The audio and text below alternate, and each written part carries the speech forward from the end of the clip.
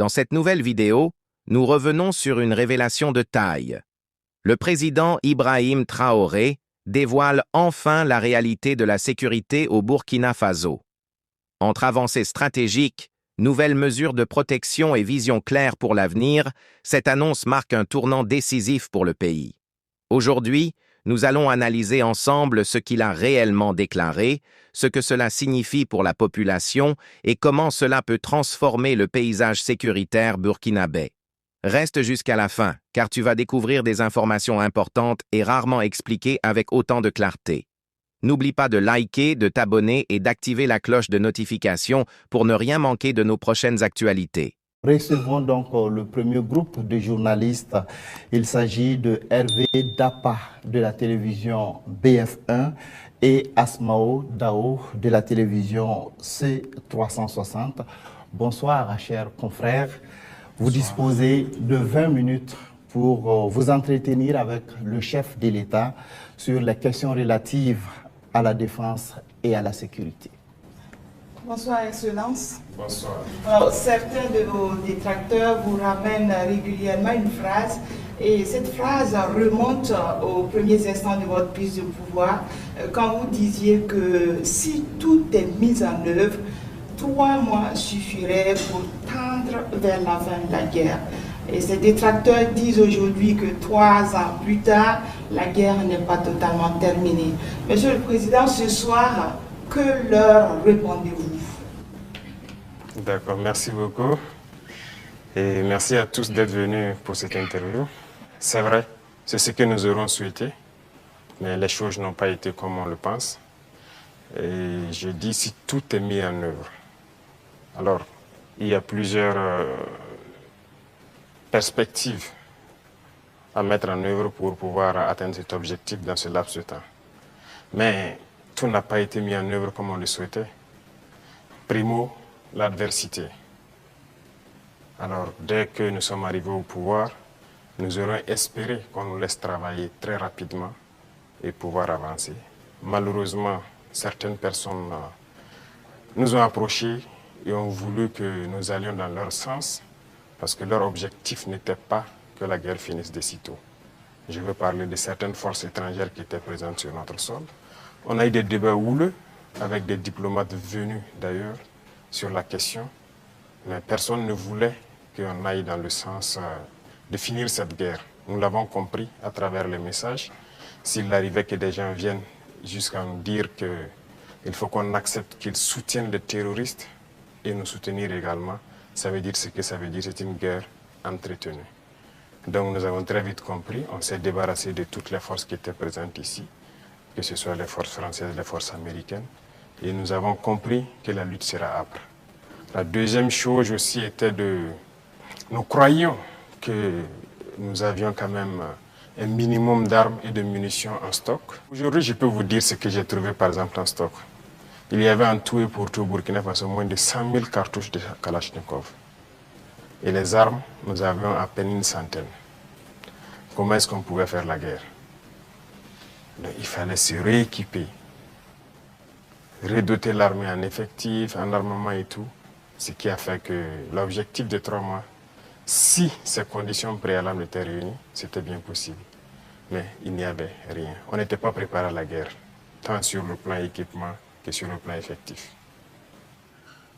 Justement, Monsieur le Président, vous venez de le dire, hein, quand vous prenez le pouvoir, si on veut caricaturer, il y avait plus d'hommes que de munitions dans l'armée burkinabé.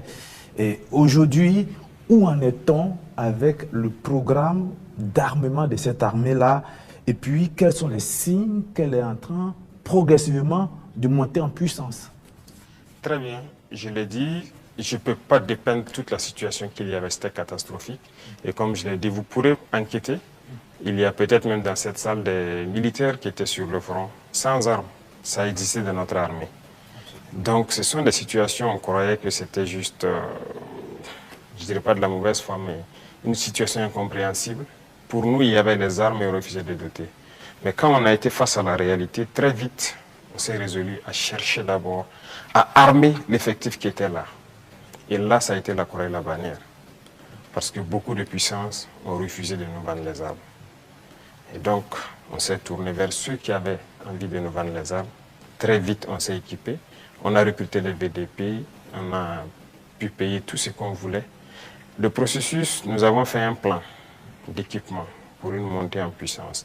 Et comme vous le constatez depuis maintenant 2 ans, les équipements commencent à rentrer. C'est toujours pas fini. Et ça continue de venir. Peut-être que dans quelques jours, vous verrez encore de nouveaux équipements qui seront présentés, qui sont principalement des équipements d'appui. Parce que d'abord, l'infanterie, il fallait l'équiper pour que chaque homme puisse avoir une arme en dotation. Ça, c'était un gros défi. Nous y sommes. On continue de recruter, comme vous le constatez. Chaque année, c'est entre 10 000 et 15 000 hommes qu'on recrute. Ça, c'est un effort considérable. Parce que, quoi qu'on dise, l'adversité est là. Et le volume de terroristes augmente. Parce que les impérialistes recrutent beaucoup de mercenaires qui viennent au Burkina Faso pour combattre. Donc, il faut qu'on s'adapte à la situation. Et maintenant, nous avons notre 3e phase, qui n'est plus d'acheter, mais de fabriquer nous-mêmes. Et nous sommes aussi là-dedans. Donc, c'est ça la montée en puissance. Il faut bien s'équiper, mais aussi créer une industrie de défense. Ça, c'est très important. Dans quelques mois, bien quelques années, on aura ici, nos militaires vont utiliser des armes made in Burkina. Bien sûr. Nous avons la capacité intellectuelle, il y a de la ressource. Il suffisait juste de chercher et voilà. Nous sommes là-dessus. Vous serez surpris sûrement. Alors, Monsieur le Président, cette guerre, est-ce que nous pouvons la gagner? Est-ce que nous allons la gagner? Nous ne pouvons que la gagner. Qu'est-ce qu'on ferait? Soyez sûrs, nous n'irons nulle part et nous allons gagner cette guerre. Je vous ai dit que la menace mue beaucoup, mais nous nous adaptons. Et la force de l'armée burkinabé, c'est que c'est l'une des armées les plus résilientes au monde. La pression que le Burkina Faso a, et je ne pense pas que sur cette terre actuellement, il y a un pays qui a cette pression. Mais nous tenons, nos hommes se battent et nous nous adaptons constamment à la menace. Et nous comprenons d'où vient la menace, comment ça se manifeste, c'est ça le plus important. Et actuellement, je peux vous rassurer que bientôt, nous parlerons d'un albinos noir qui va apparaître. Et vous verrez. Ne me demandez pas de quoi il s'agit. Je pense que vous comprendrez plus tard. La guerre va finir et très vite. Monsieur le Président, justement, pour gagner cette guerre, vous venez de le dire, il faut des armes et il faut aussi des hommes. Et surtout des hommes déterminés. La détermination, vous le savez, c'est le game changer majeur. C'est ça qui fait la différence dans toute guerre. En ce moment, au moment où on parle, quel est exactement le moral de nos troupes sur le terrain? Vous avez très bien touché le cœur du problème, la ressource humaine. Les hommes déterminés. Il ne s'agit pas juste de payer de l'équipement, il faut des hommes déterminés. Et si vous remarquez, nous sommes en train de construire une armée de qualité. Et il n'est pas rare que souvent, lorsque nous jugeons qu'un chef d'élément ou bien une unité a failli à sa mission, qu'on les radie et qu'on les poursuive. C'est arrivé plusieurs fois et ça continuera comme ça. Si vous êtes engagé pour être militaire, vous devez accomplir la mission parce que la mission est sacrée pour nous. Et l'autre chose, c'est que malgré la pression, malgré les défis, les hommes continuent de se battre et sont très résilients. Si aujourd'hui vous attrapez un soldat burkinabé et lui demandez est-ce que vous voulez que d'autres personnes viennent se battre à votre place ou viennent vous aider, ils vous diront jamais, ils préfèrent mourir. C'est à ce niveau que vous jaugez leur morale. Ils sont prêts, toujours prêts, malgré la situation. Peu importe la bataille qu'on perdra, on va toujours maintenir le terrain. C'est ça qui est très important dans le mental des soldats. Donc, le moral est au top. Les gens n'espéraient pas être à ce niveau d'équipement, ils y sont. Donc, ils se donnent à fond. Et moi, je ne peux que féliciter et remercier tous ceux qui se battent. C'est très important.